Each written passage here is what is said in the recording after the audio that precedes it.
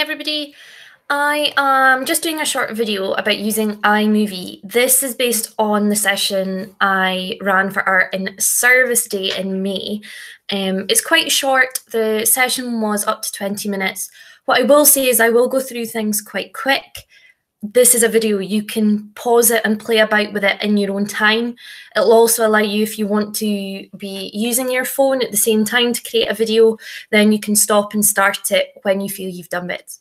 Just to make it clear, I've taught myself these skills since we started lockdown. It is new to me. I am sure there are a million other things you can do with it. However, I'm going to talk you through what I've been able to do with it for the benefit of our pupils and our families at home. So I am talking about iMovie. This is available on Apple products, so Macs, iPads and iPhones. I've got no doubt that Android users do have something similar. I'm not sure if it's a similar layout, but some of the symbols and kind of descriptions on how to use them might be of benefit. The pictures you see there are what the logo should look like. So if you're wondering, oh, what app is that? It's usually automatically installed on all Apple products, unless you've deleted it, and it should look something like that. It is quite straightforward. The best advice I can give you is just try it. Go and film something random, film yourself as a test. You can always delete it afterwards. The easiest way to get your head around this is to do it and to play about and make mistakes and take it from there. So I am doing this based on screenshots from my phone. I have tried to use this on the Mac, but in all honesty, I find it much easier working on a smaller device for this, which I was surprised at. Film a video in the normal way. It could be you doing a welcome video to a new class. It could be showing them skills they can use, a variety of other things. Open up iMovie and click Movies. So that's the top box there. Don't automatically go for a trailer. In this instance, Movie just makes it a little bit easier. It will then give you the option to select the video from your photo and video library. You can at that point click the one that you're after, the one you're going to edit. If, however, you just want to go in and have a look at what the screen looks like, just click Create Movie along the bottom, and that will take you in and show you a screen like this. To get the little descriptions, all you have to do is click the question mark in the top right-hand corner. What we're going to talk about are some of the things that are going to come up on this screen. If you have this screen and you want to import a video to edit, to play with, click the plus sign. That's on the left-hand side that says Add Media. You'll also notice on the far right, you've got a tap to undo and hold to redo. If you delete the incorrect bit of information, if you click undo, it'll bring it back into the film for you.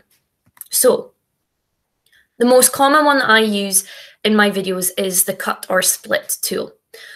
Along the bottom, once you've got a video up and running, you will see these symbols at the bottom.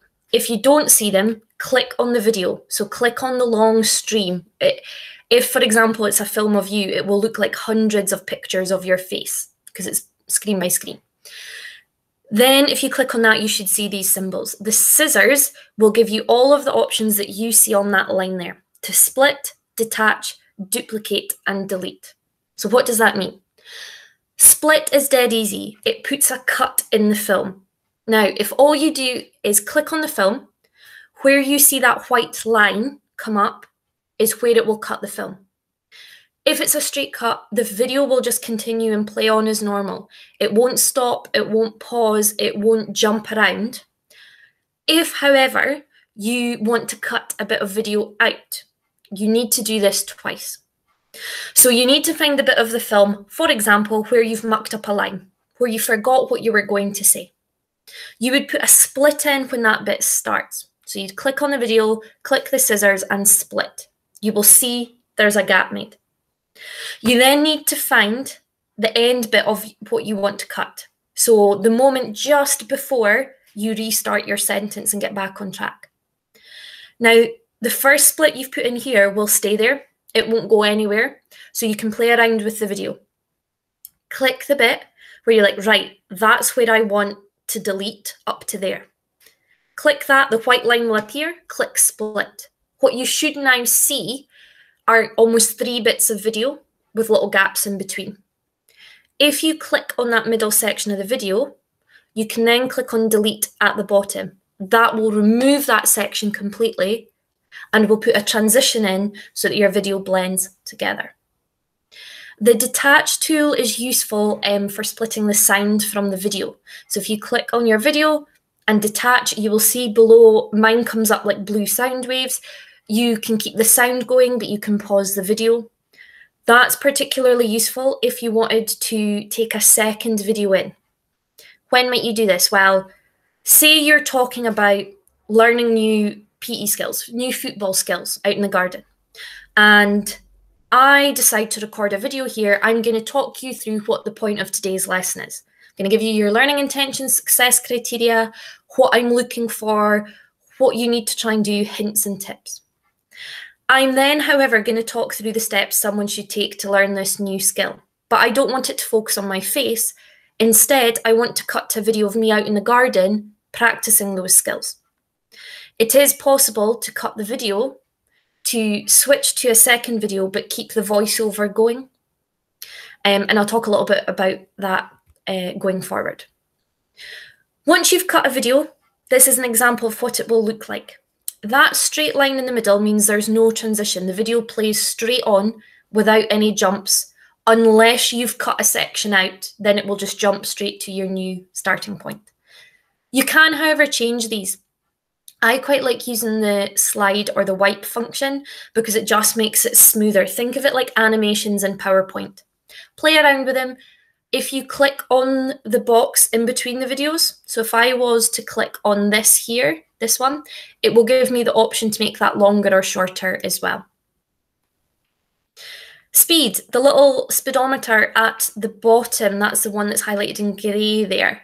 You can fast forward things or you can slow them down. So if you were showing them a demonstration, you've given them the instructions and you go, right, I'm going to do this, I'll be back in 2 minutes. You could speed that section of video up so that it flies through. However, what I will say, and this is pretty much the same for any of the tools you use, anything you apply will be applied to the whole section of video you are working on. What that means is if you have no splits in your video, if you've just got the video recording as it was of you talking, and you've not put any of those splits or cuts in, if you add the fast forward in, it will apply to the whole video. If you add a title in, it will apply to the whole video. A filter, it will go for the whole video. If you only want to fast forward a section, you need to put 2 splits, like we did for the deleting, either side.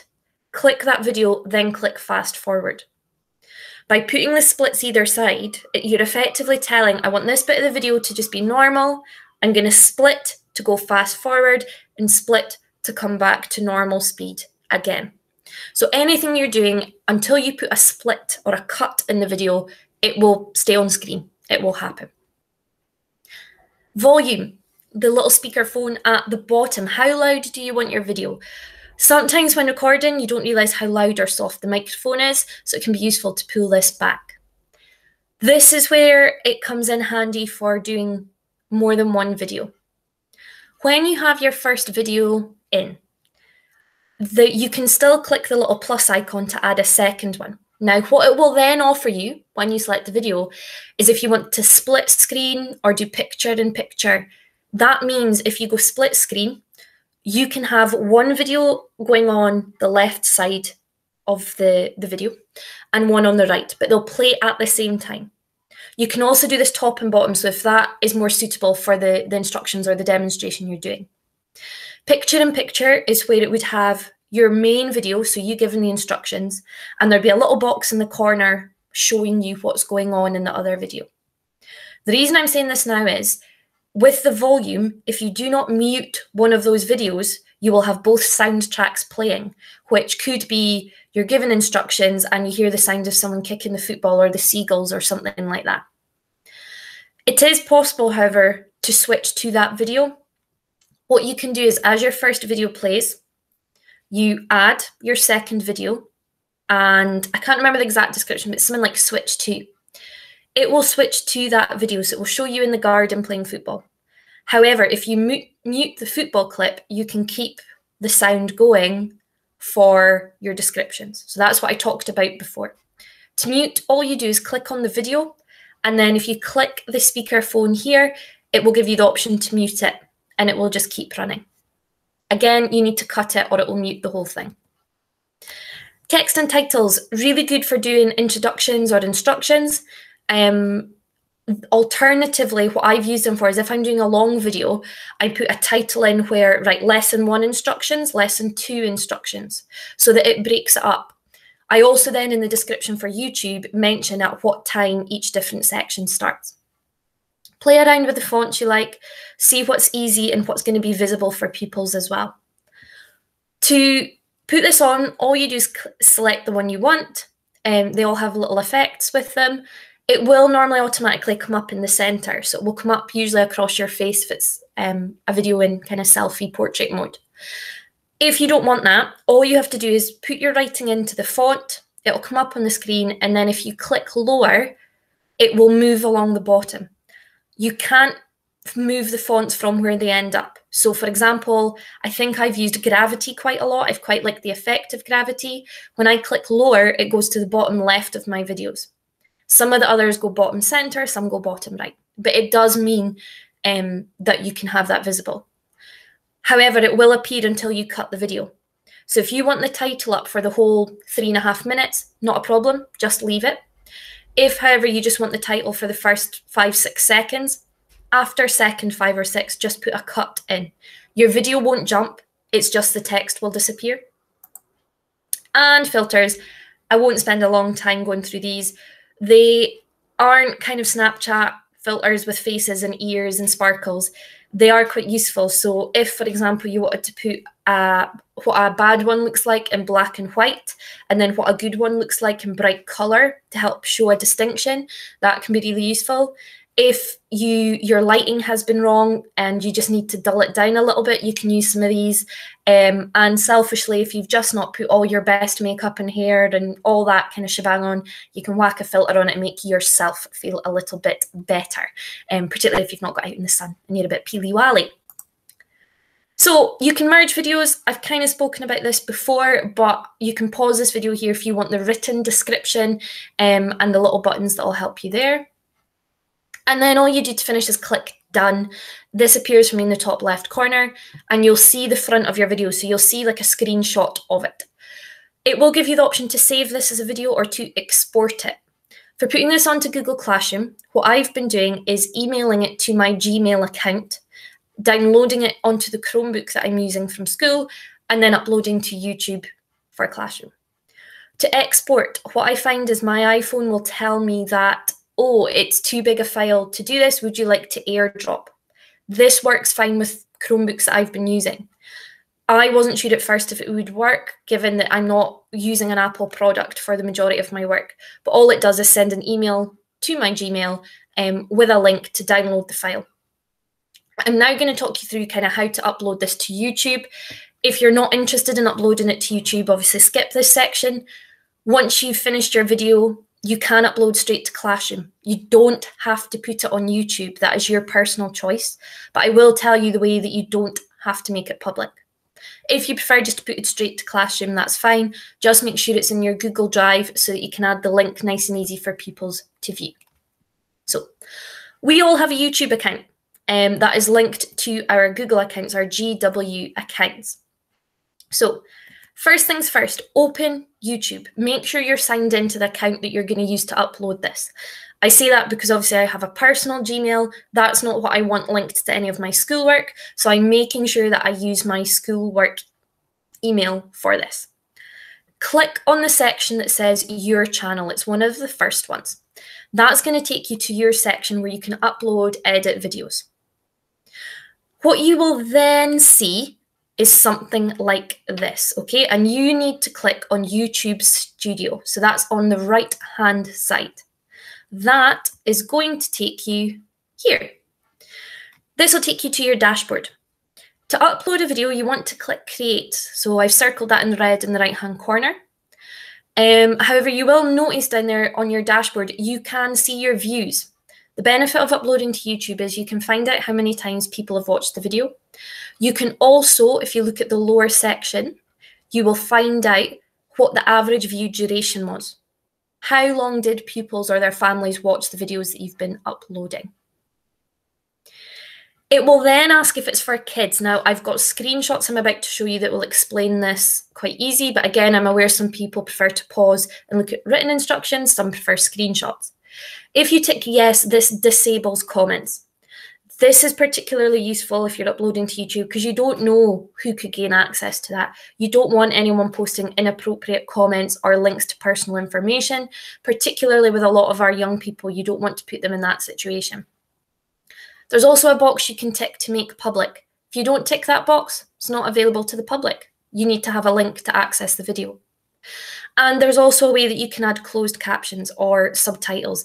That's brilliant. We do have pupils who, for access requirements, that makes a huge difference. Being able to read and listen to instructions, or if anyone does have any hearing difficulties, it just ensures that your videos are accessible. So when you go to upload, you've gone to create, you've gone to upload video, you'll be met with a screen like this. Pretty straightforward what I've put in the boxes here, so you can pause and read through that if you'd like to. What you'll see on the right-hand side is that's where your video will eventually upload, and you've already got the link there. So if you click those double boxes, it actually copies it automatically for you, and that will allow you to share it with anyone you want to. The file name, so this one, iMovie 4, nobody sees that. That's just what it was called on your computer when you downloaded it. Here is where you put the title in that you're giving it. S2 work, National Introduction, Modern Studies for Beginners, whatever it might be. In here in your description is up to you what you put. A little sentence, this is for week 3 of learning for S3 pupils. If it's a long video, it's a good idea here to break up the video and tell them where they can jump to. Some pupils might only watch the first 3 minutes because that's what their first lesson's on. Then they'll come back on Thursday and watch the next 3 minutes because that's what lesson 2 is on. Down here, you will also get options for a thumbnail. The thumbnail is the thing that people see before they play the video. So if I was searching on YouTube, what is the picture I would see? And it will take screenshots from the video, or you can upload your own picture. So some of these I will say are crackers. It doesn't always pick your finest moments. So if you're not happy with it, you can choose to upload your own picture from there. If you scroll down and click yes, it is made for kids, that's the bit I was talking about earlier to make sure you disable comments. There's also a bit that says more options. This is where you can add tags. So if people were searching for similar things, your video might pop up. You don't have to do that. I've just put in a couple to show you. And then you've got the language subtitles and closed captions. YouTube, if you've got this available, will automatically add subtitles to your video within 48 hours. They're not always correct, however, because it's a software. It's not a human that sits and transcribes your video. They have been pretty accurate from what I've seen, particularly if you make sure when you are recording that your diction is pretty good. However, it's up to yourself. You can, if you would like to, upload your own subtitles. So if you have a document where you've written out what you wanted to say, YouTube, by clicking on that link, gives you the option to copy and paste that in. What it also allows you to do, though, is that you can skip to the part of the video where you want certain subtitles to appear. So if you want, when you've got a screenshot of something, certain subtitles, you can select that to happen. Then you've got the visibility section. As I say here, you've got save or publish. You can click public. That means anyone can see your video. Unlisted, anyone with the link. And then private, only you and the people that you choose. It is up to you which one you pick. I have made mine public. That's not for everyone. I'm quite comfortable with what I'm putting out there. I'm also aware it may help other people. However, I am also aware some people would prefer to keep that unlisted so that only your pupils in the Google Classroom or however you're sharing it can see that video. That's everything I've got to say. I hope you found it really, really useful. However, if you do have questions, please feel free to get in touch. If you're on Twitter, you can send me a tweet or a message. If you've got my email address, just get in touch with an email and I'll be more than happy to help you, although I might not know the answer. So please go have a play, find out what you enjoy doing, and hopefully this benefits your pupils as well.